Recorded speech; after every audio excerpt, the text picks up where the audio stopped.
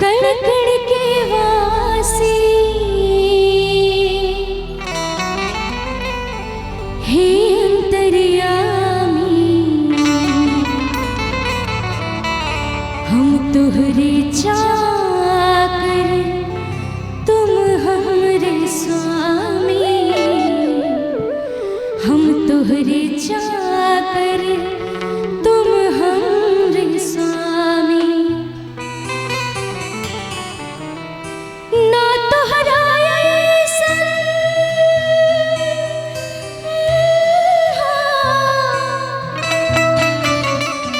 ना तोहरा ऐसन केहू भी दानी, ना तोहरा ऐसन केहू भी दानी,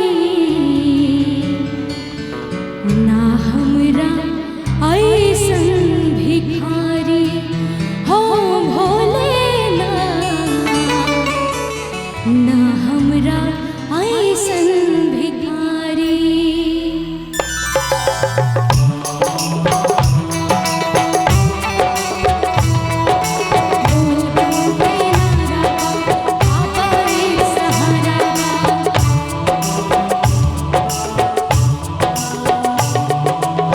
हाथी ना घोड़ा ना कोनो सवारी, हाथी ना घोड़ा ना कोनो सवारी। और इस बार बाबा धाम कौन कौन पैदल जा रहे हैं, एक बार दोनों हाथों को उठा के जरा दिखाएंगे।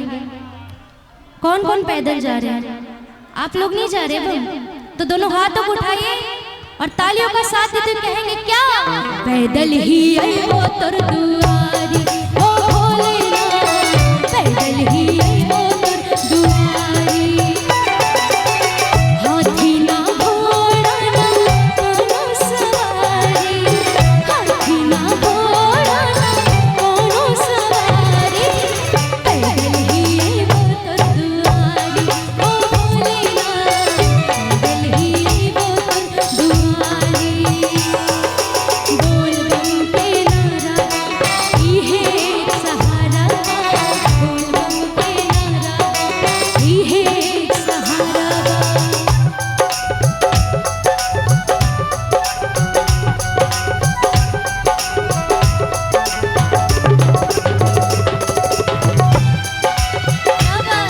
तालियों का साथ देते भक्तों में बोल दे शंकर भगवान की।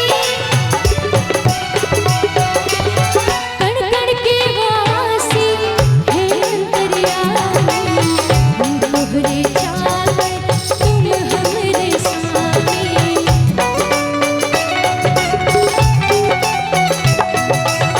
कण कण के वासी हे अंतर्यामी, हम तोहरे चाकर तुम हमरे स्वामी, हम तोहरे चाकर तुम हमरे स्वामी।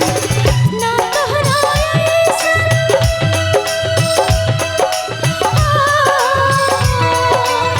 ना तोहरा ऐसन केहू भी जानी, ना तोहरा ऐसन केहू भी जानी। अच्छा, भोलेनाथ के जैसा कोई दानी है नहीं है ना इस दुनिया में, और हम लोगों जैसा भिखारी नहीं है कोई इस दुनिया में। तो कहना है क्या? ना हमरा ऐसन भिखारी ओ भोलेनाथ, ना हमरा ऐसन भिखारी। बोल बम के नारा बाबा एक सहारा, बोल बम के नारा बाबा एक सहारा।